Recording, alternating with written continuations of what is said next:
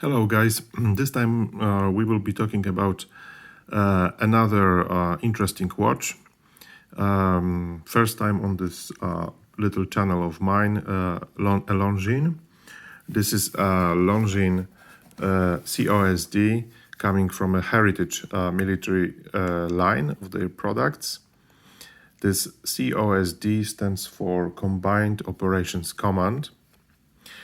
This is actually a watch from 2015, a not very popular release by Longines. However, I think it is overlooked, and I think it is really a great example of successful heritage release.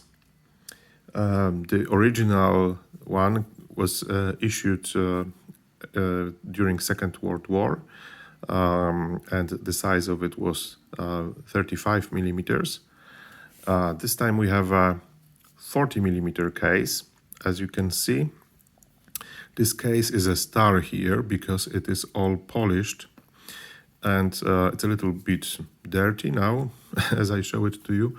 However, I will show you later how it looks on the wrist.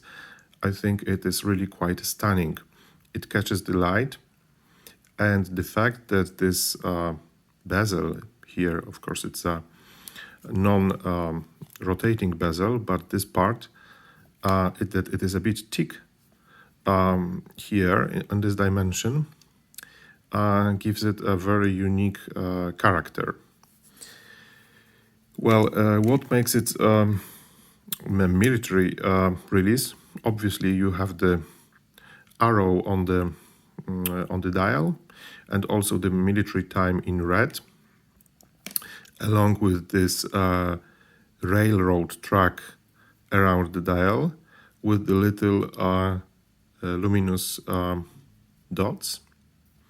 The hands of this Longines are also quite interesting because they are thermally blued. I believe this is this thermally bluing technology.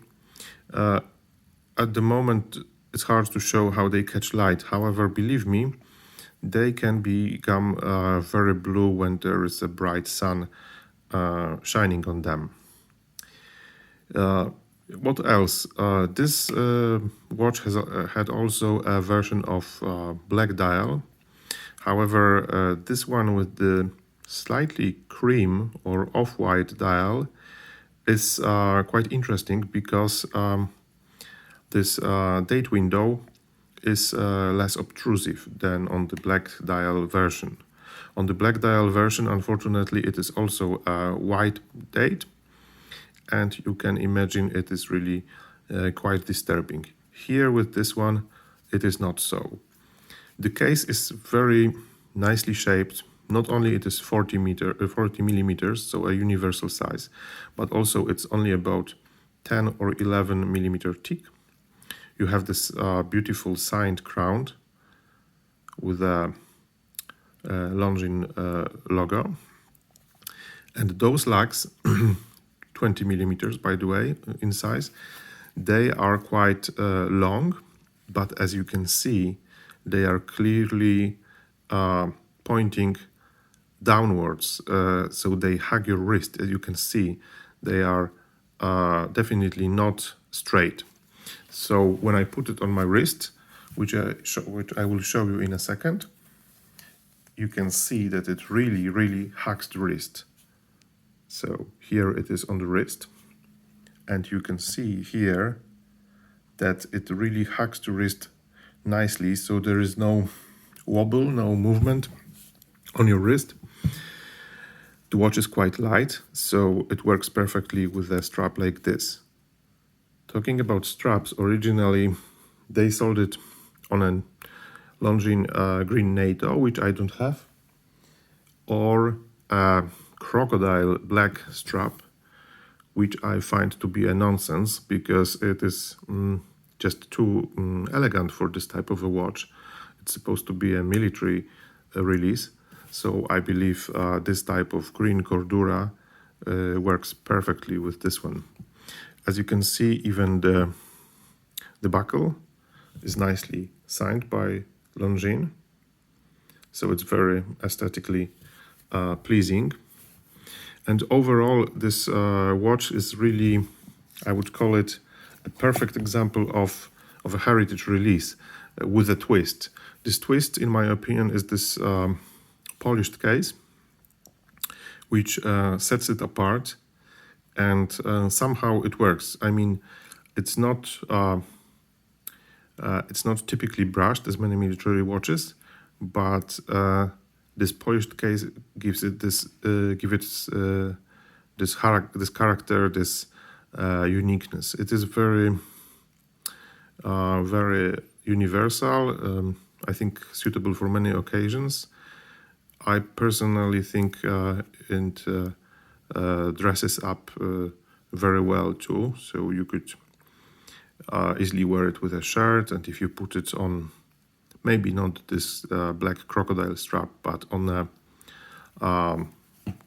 brown leather strap, it will be very suitable for let's say a semi-formal outfit. In general, this is a really successful release, as I said, and it has ETA 2892 movement inside, so it's a more premium movement from the ETA group. And well, of course, the loom on this one is only average, as you can expect, because the loom plots are rather small. The hands are also not extremely wide. However, when you go even inside the building and there is a little light, you will see that the loom on this one works.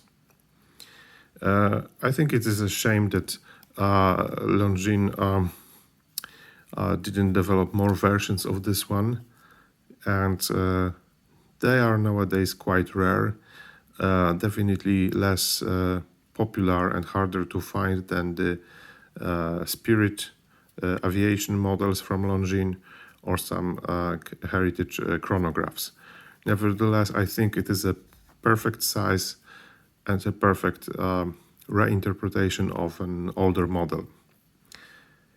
I think that's all about this one. Thank you for watching, and see you in the next one.